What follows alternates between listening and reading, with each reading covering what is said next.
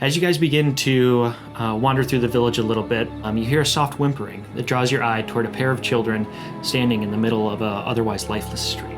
There is a monster in our house. Monster. Mommy and Daddy went down to the basement to go deal with the monster. How about we get the baby out first and we don't touch any? All right, can but do that. I need an oven, man. Inside the house, it does appear to be pretty quiet and silent. Two small, beady little eyes of a small, scruffy gray dog that's hiding underneath this harpsichord. Just pick the dog up and I hold it against me like Queen Victoria with a corgi. And you see that the tag on the collar reads Lancelot. You walk into what reveals itself to be a library. As you go ahead, you pull this book. You feel it click. Puts goggles on, turns to the group. I think we found something. A heavy chest at the end of the hall, a corpse in rotting leathers lies slumped over to the side of the chest. They literally have skeletons in their closet. Dilgan will take the journal and open it up. Death House is the name given to an old row house in Barovia. The house has been burned to the ground on many occasions and always rises from the ashes time and again. A wealthy family that built the house practiced the dark arts. Through seduction and indoctrination, they expanded their cult to include a small yet nefarious circle of friends. The cultist tried to impress Strahd. In response, he slaughtered them for slaying his playthings. The building itself, it seems, is unwilling to let the cult be forgotten. All I can say to you is get out while you can. Hopefully the mists have not already trapped you here. As I say, I look at Lancelot. Oh, it sounds like malarkey to me. Doesn't it sound like malarkey to you? You find as well 3 spell scrolls, Bless, Protection from Poison, and Spiritual Weapon. You find the deed to the house. You find a deed to a windmill. And that's pretty much all you do find in the chest in this room itself, too.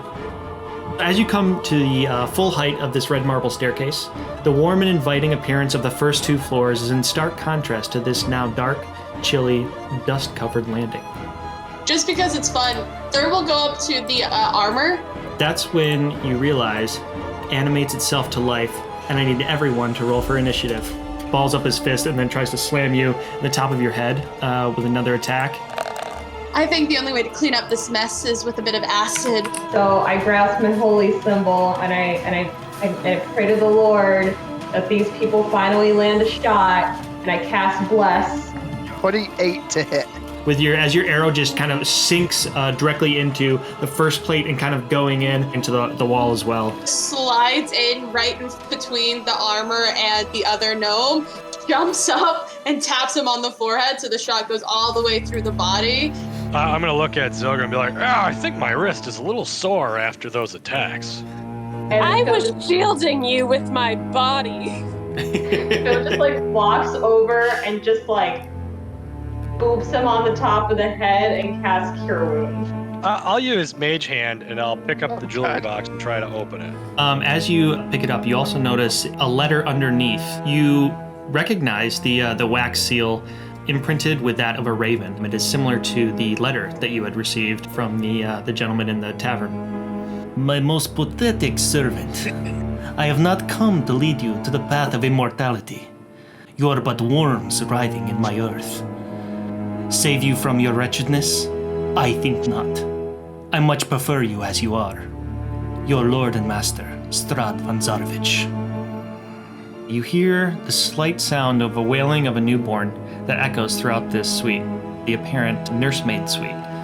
You go over to the crib and you lift the black shroud. The baby, nowhere to be found.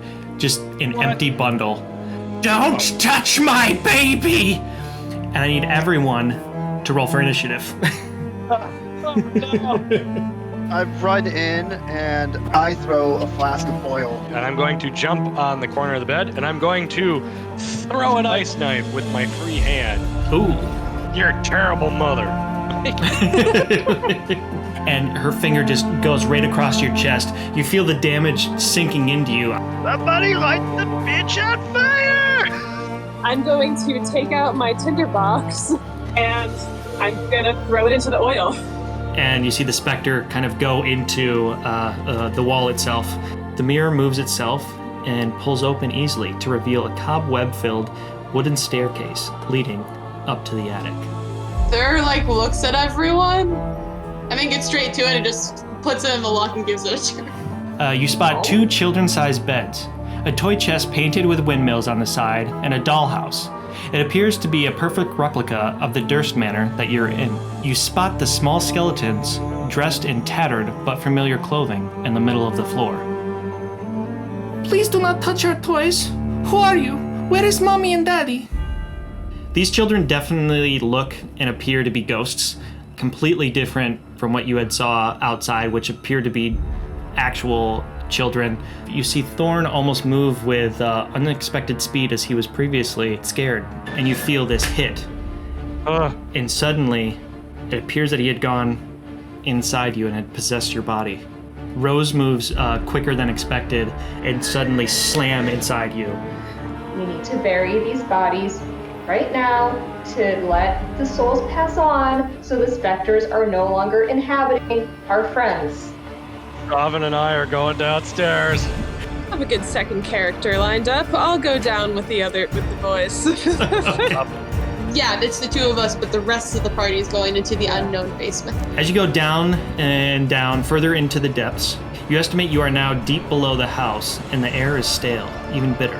This appears to be some sort of underground crypt area, as you see carved into the stone Rosevalda Durst, and then Buck, the one you were going into, it says Thornbolt Durst in front of it.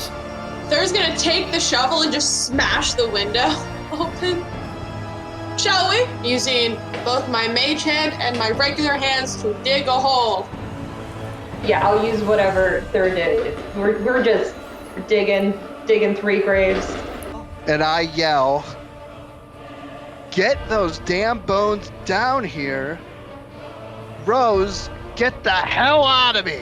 Thur stopped. Well, logically, a logical option here is to continue listening to the person who is an expert in these matters. I will continue to help you dig your graves, my friend. Hey, there's a frickin' tomb downstairs. Get the bones downstairs. I'm burying the bones right now. No, we were possessed by them. They led us to their tombs. We need you to bring the bones back inside so we can put them in their tomb. All right, I look at Thur and I say, all right, Thur, we're gonna have to dig these back up and I guess put the kids in the crypt, but I still want to bury Emily out here. As you place the bones inside the coffins and begin your prayers, both of the ghosts for Thorn and Rose just slowly drift into the bones themselves and completely dissipate and disappear, as it appears that you guys have now laid them all to rest. And that'll be the end of the session.